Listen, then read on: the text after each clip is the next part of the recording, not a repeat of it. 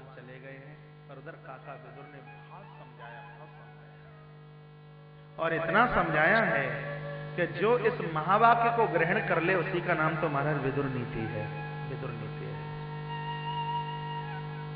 विदुर जी ने जो कहा धृतराष्ट्र को विदुर नीति है, कहा ये तुम अच्छा नहीं कर रहे हो। यन मंत्रणो वेदुरिकम बदंती शब्द लिखा है, ये तुम जो कर रहे हो वो अच्छा नहीं। यदि पांडु नहीं मारे जाते तो इस संपत्ति के अधिकारी, राज्य के अधिकारी पांडव ही होते। आप उनका अधिकार तो दीजिए। तब अपमानित करते हुए दुर्योधन ने काका विदुर को बाहर कर दिया, कहा चले जाइए यहां से, हमें आपकी कोई आवश्यकता नहीं। समझ सके तो एक बात समझना, और वो बात मैं पुराण में पहली बार कह रहा हूं। कथा मेरी ये 335वीं है इस व्यासासन से, लेकिन ये बात पहली बार बोल रहा हूं और मेरे हृदय में ये भाव जाग रहा है कि भगवान ने दुर्योधन के घर में भोग क्यों नहीं लगाया। दुर्योधन के आंगन में भगवान ने भोजन क्यों नहीं किया। कारण एक ही था, भगवान के आने से पूर्व इस दुर्योधन ने महात्मा विदुर का अपमान किया। जगत को भगवान बताना चाहते हैं कि जिस परिवार में मेरे भक्त का अपमान होता है उस खानदान का मैं तो पानी पीने के लिए भी तैयार नहीं होता। जहां मेरे भक्तों का सम्मान है वहीं मेरी क्षुधा की निवृत्ति होती है। इसलिए प्रभु ने भोग लगाया नहीं। यदि हम किसी का अपमान कर देंगे तो साधु हमारे दरवाजे पर नहीं आएगा। हम किसी का अपमान कर देंगे संत हमारे दरवाजे पर नहीं आएगा। गाय हमारे दरवाजे पर आएगी नहीं। महापुरुष हमारे दरवाजे पर आएंगे ही नहीं यदि हमने किसी का अपमान कर दिया। अपमान नहीं, सम्मान कीजिए। अपमान करोगे तो अपमान मिलेगा, सम्मान करोगे तो सम्मान मिलेगा। आप भगवान को जो दोगे वो तो कई गुना करके वापस कर देगा, अपने पास तो रखता ही नहीं। देखिए महाभारत की बड़ी सुंदर कथा है। भगवान कृष्ण बोले भीम को, अरे भीम खड़ा हो जा और मार डाल इन दुष्टों को। भीम ने कहा पाप लगेगा। भीम ने कहा पाप लगेगा। कृष्ण कहते हैं पाप लगेगा तो मेरे चरणों में चढ़ा देना, मैं समाप्त कर दूंगा। भीम ने कहा शरीर से मोटा हूं, अकल से मोटा नहीं हूं। एक हुक्म कीजिए। हेलो, शरीर से मोटा हूं लेकिन बुद्धि से मोटा नहीं। मैं जानता हूं लोग तुम्हारे ऊपर जो चढ़ाते हैं आप उसको अपने पास नहीं रखते, कई गुना करके आप भक्तों को ही वापस कर देते हो। प्रभु यदि मैंने अपराध आपको चढ़ा दिए तो मुझे भय है कि कहीं मेरे अपराधों को कई गुना करके आप मेरी झोली में न डाल दें। मेरे जीवन में जो अच्छाई होगी मैं तो सदैव अच्छा ही आपके चरणों में चढ़ाऊंगा। इसी संदर्भ में तो महाराज इस कथा का गायन किया जा रहा है। किसी का अपमान करेंगे तो अपमान मिलेगा, सम्मान करेंगे तो सम्मान मिलेगा। महापुरुषों का सम्मान क्यों होता है? क्योंकि सम्मान करते हैं। महापुरुषों का पूजन क्यों होता है? क्योंकि पूजा करते हैं। 3 बजे से घंटी लाना शुरू कर देते हैं। कभी चंदन लगाएंगे, कभी नहलाएंगे, कभी भाग लगाएंगे और कभी चुटकी बजा बजा करके भगवान को खिलाएंगे, नचाएंगे। कभी लंबे होकर प्रणाम करेंगे, कभी घुटनों के भर प्रणाम करेंगे, कभी उल्टे होकर प्रणाम करेंगे, कभी सीधे होकर के प्रणाम करेंगे। पूरे दिन बस उनका यही क्रम चलता रहता। इसलिए जगत में वो पूजे जाते हैं, उनकी वंदना की जाती है। वंदन कीजिए, वंदना होगी। पूजा कीजिए, पूजन होगा। सम्मान दीजिए, सम्मान मिलेगा। सीधी बात है। अपमान किया गया विदुर जी का,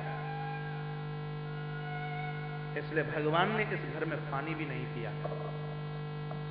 विदुर को धक्का देकर के आज राजधानी से अलग कर दिया गया है। तुम यहां के लायक नहीं। अपमान का घूंट पी करके श्री विदुर घर आ गए हैं। तब भगवान श्री कृष्ण चले हैं। दोपहर का समय था, भूख बड़ी ज्यादा। सोचे किसी ने भोग लगाया नहीं, और जिसका लगाया उसका हमने स्वीकार नहीं किया। कहां जाएं? तो माता विदुरानी की कुंडी खटखटा दी। नाम तो सुलभा है, नाम तो इसका सुलभा है, लेकिन इसको विदुरानी इसलिए बोल देते हैं जैसे डॉक्टर के यहाँ डॉक्टरनी, मास्टर के यहाँ मास्टरनी, कलेक्टर के यहाँ कलेक्टरनी, विदुर जी के यहाँ विदुरानी। माताओं को तो फोकट में डिग्रियां मिल जाती हैं। और क्या, कहीं किसी को मैं पूछ रहा था, उनके साथ मास्टर जी थे। हमने कहा मास्टरनी मैया सुनिए मेरी बात। कहा महाराज जी हम तो 5वीं में फेल हो गए और आप कहते हैं हम कोई मास्टरनी नहीं है। सौभाग्य तुम्हारा है। विदुर की विदुरानी कुंदी खटखटाई। कृष्ण कहते हैं मां तेरा घनश्याम दरवाजे पर खड़ा है। पुराण में लिखा है मां विदुरानी नहा रही थी उस समय। आवाज सुनते ही दौड़ी है, कपाट खोला। कृष्ण ने देखा काकी की देह के ऊपर एक बिलान कपड़ा नहीं है। इतनी भाव विभोर देह के ऊपर वस्त्र नहीं। अपना पीतांबर लेकर के देह के ऊपर डाल दिया। कथा को थोड़ा गहराई से छुएं। विदुरानी जीव है, एक स्त्री पुरुष की कथा नहीं है, जीव और ब्रह्म की कथा है। माता विदुरानी के शरीर के ऊपर ये कपड़ा तो था। ये कथा इस वस्त्र की नहीं चल रही। ये कपड़ा तो था, तो फिर क्या नहीं था? माया का आवरण का वस्त्र नहीं था, अविद्या का वस्त्र नहीं था। क्योंकि जब तक देह के ऊपर माया का आवरण रहेगा तब तक कृष्ण की कृपा की पीतांबरी देह के ऊपर आ ही नहीं सकती। ईश्वर के लिए दरवाजा खोलना है तो कृपया माया का आवरण नीचे उतार करके रख दीजिए, तभी तो कन्हैया की कृपा की पीतांबरी देह के ऊपर आएगी। मेरे प्रभु ने कृपा का पीतांबर डाला है। विदुरानी उंगली पकड़ करके लेकर के चली है, पहुंची है, बैठने के लिए सुंदर आसन डाल दिया है। घनश्याम बैठे हैं उस पर, चरणों में बैठ गई है और आंसुओं की मोटी मोटी धार है। और एक ही बात बोलती है, खोज डाला जहां तुम्हें मैं, तब पता तेरा नहीं, और जब पता तेरा चला तो अब पता मेरा नहीं। केसर कितने लंबे समय से मैं प्रतीक्षारत थी, आप नहीं आए। क्या आज मेरी गरीबी का एहसास करने के लिए आप पधारे हैं? मेरे घर में आपका भोग लगाने के लिए कुछ भी नहीं है। माधव आप आ गए। प्रभु ने कहा मां मैं तो कहीं दूर हूं ही नहीं। प्रेम गली अति सांकरी जामे दीन समाये।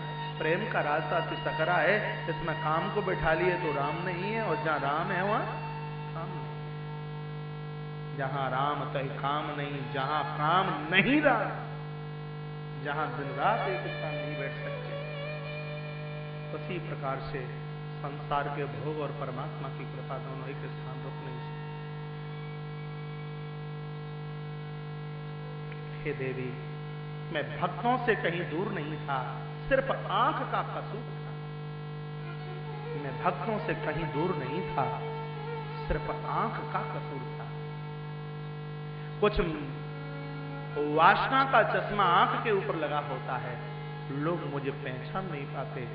और जब उसकी आंख के ऊपर उपासना का ऐनक होता है तो मैं किसी वैकुंठ और गोलोक और साकेत नहीं होता, भक्त के एक एक रोम से मैं प्रकट हो जाया करता हूं। मेरी प्रत्यक्षता उनकी आंखों के सामने हो। भगवान की आवाज है।